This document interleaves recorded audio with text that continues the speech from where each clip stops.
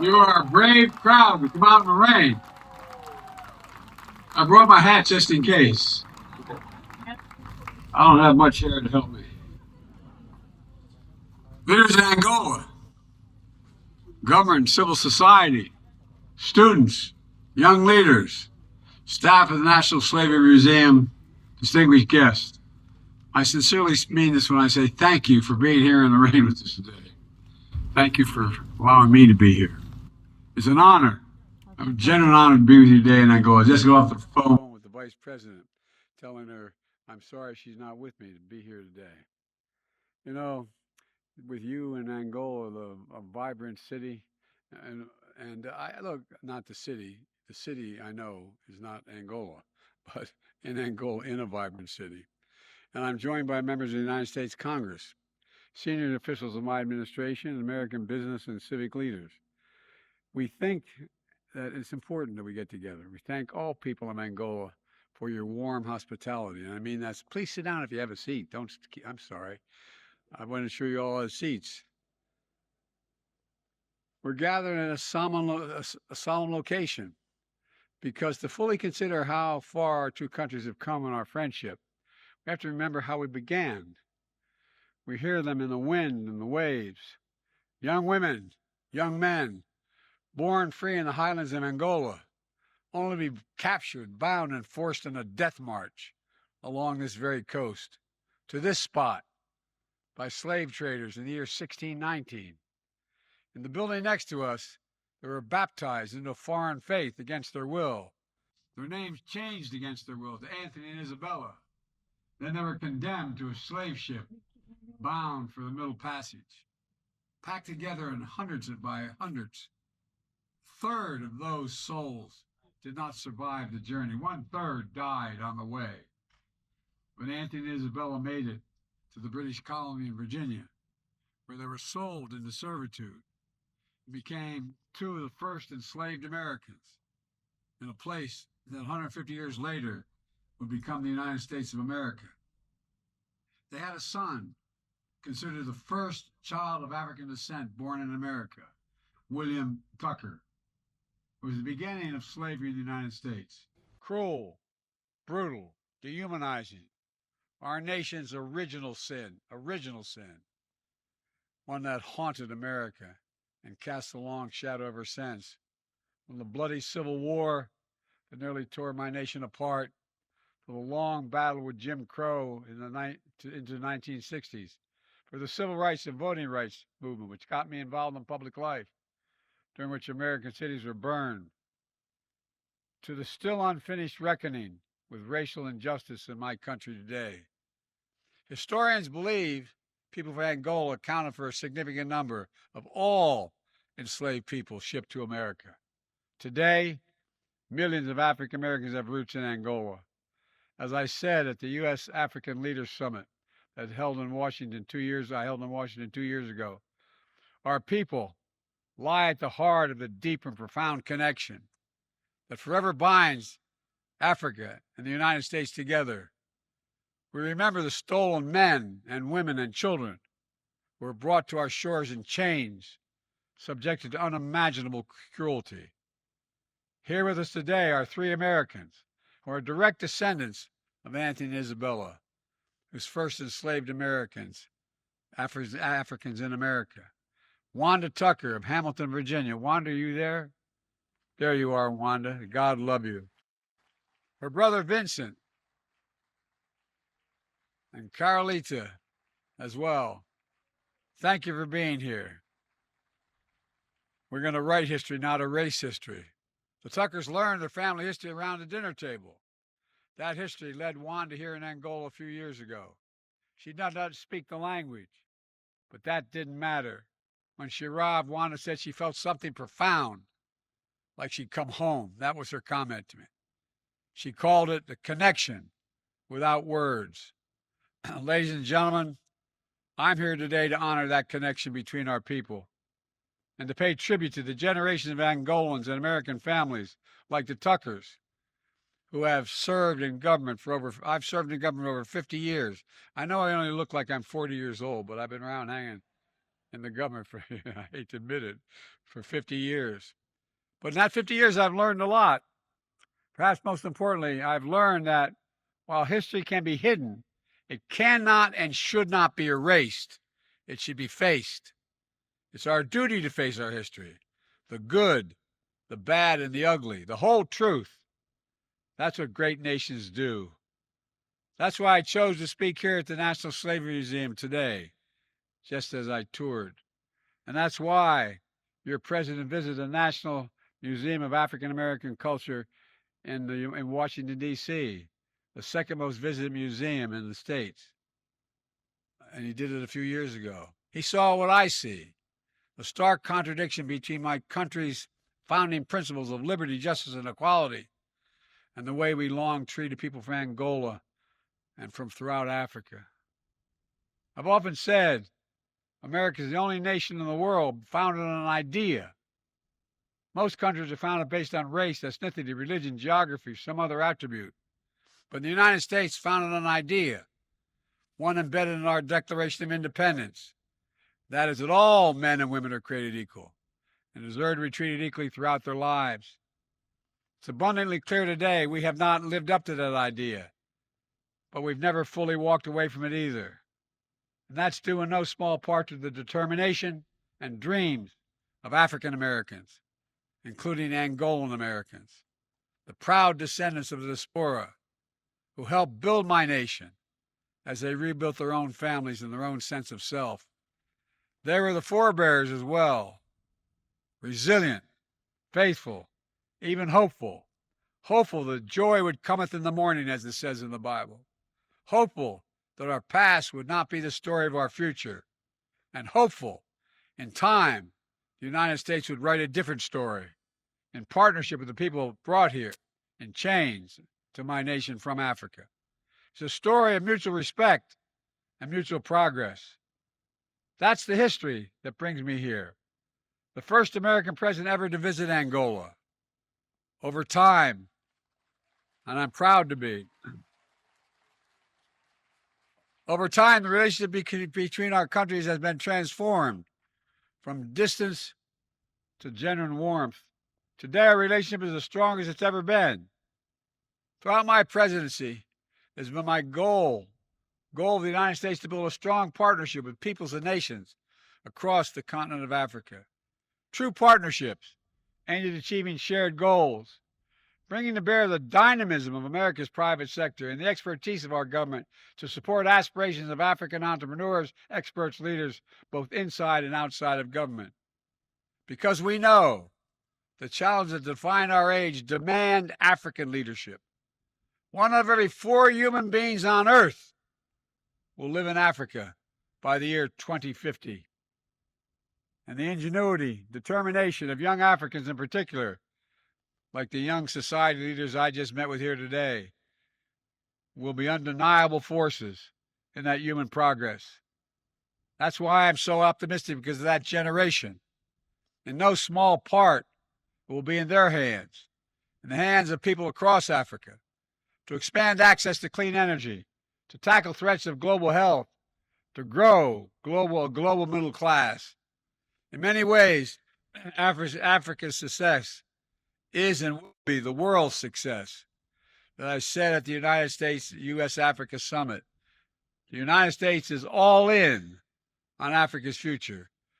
2 years ago, I pledged to deliver $55 million in new investments in Africa and to mobilize American business to close new deals with African partners.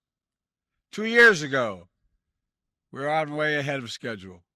More than 20 heads of U.S. government agencies and members of my cabinet have traveled to Africa, delivering over $40 billion in investments thus far. And we've announced nearly 1,200 new business deals between African American companies and American companies, totaling worth $52 billion, including investments in solar energy, telecom, mobile finance, infrastructure, and partnerships with American Airlines to expand opportunities for tourism, so you don't have to fly to Paris to get here, although Paris is pretty nice. Here in Angola alone, the United States has invested $3 billion during my short presidency. We see the bonds between our countries across sectors, from clean energy to healthcare to sports. The American Basketball Association, National Basketball Association launched Basketball Africa League, and Angola is the reigning champion. And we see the impact of American culture across African culture, across the American culture, from music to entertainment to fashion to arts and so much more. Student exchanges between our countries are essential and must increase. Students in both countries can be better understand one another if they know the country, if they visit the country, if they're educated in the other country. An increased connection between us makes a big difference. Being all in on Africa means making sure African voices are heard at the tables that matter most. Under my leadership in the United States, we brought in the African Union as a permanent member of the G20 economies. And we insisted on more African representation among the leaders of the International Monetary Fund and other world financial institutions. We've also pushed to ensure that developing nations do not have to choose between paying down unsustainable debt and being able to invest in their own people. And we're using our own voice to increase Africa's presence in the UN Security Council at the United Nations. That should happen. You can clap for that, folks. You should be in there. The United States continues to be the world's largest provider of humanitarian aid and development assistance. And that's going to increase. That's the right thing for the wealthiest nation in the world to do. And today, I'm announcing over $1 billion in new humanitarian support for Africans displaced from home by historic droughts and food insecurity. We know African leaders and citizens are seeking more than just aid. You seek investment. So the United States is expanding our relationship all across Africa. To aid, to investment to trade, moving from patrons to partners, to help bridge the infrastructure gap. I was told, by the way, when I got elected, I could never get an infrastructure bill passed because the last guy spent 8 years saying next month, 4 years saying next month. Well, guess what, folks? We've done it. $300 billion for infrastructure to narrow the digital divide, drive inclusive, sustainable economic growth. We're looking for partners who understand that the right question in the year 2024 is not what can the United States do for the people of Africa?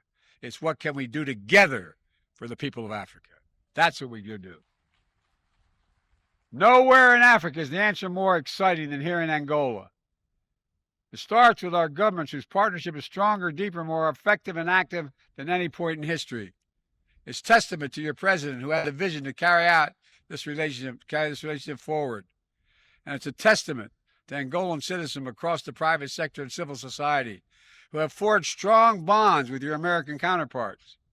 And together, we're engaged in a major joint project to close the infrastructure gap for the benefit of Angolans, Africans across the continent, Americans, and the world will all benefit as you benefit. You can produce much more agriculture, for example, in states that can't. You're going to increase their longevity, and you're going to increase your impact and profit. It's called the Libido Corridor, building railroad lines from Angola to the port of Libido in Zambia and the DRC, and ultimately all the way to the Atlantic, from the Atlantic Ocean to the Indian Ocean. It'll be the first transcontinental railroad in Africa and the biggest American rail investment outside of America. And I must tell you up front, with the American press here, I'm probably the most pro-rail guy in America. I've ridden over 1,300,000 miles on a daily basis to my work, 220 miles a day for the last 50 years. Well, I didn't do it as president. I stayed in the White House a lot. But all kidding aside, folks, we can do this. We can do this. It's in our power. We'll not only generate significant employment, we'll also allow individual countries to maximize their own domestic resources for the benefit of their people and sell critical minerals that power the world's energy transformation and our fight against climate change. And to transport them at a fraction of the time and lower cost. A ship that used to take over 45 days will now take 45 hours. That's a game changer. That increases profit, that increases opportunity. The Libido Charter represents the right way to invest in full partnership with the country and its people. As part of this project, we'll install enough clean energy power to power hundreds of thousands of homes, expand high-speed internet across for millions of Angolans, which is as consequential today as electricity was 2 generations ago.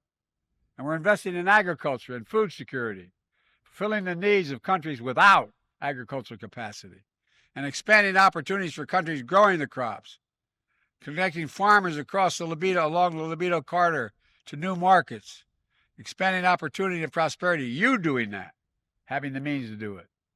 The United States understands how we invest in Africa is as important as how much we invest.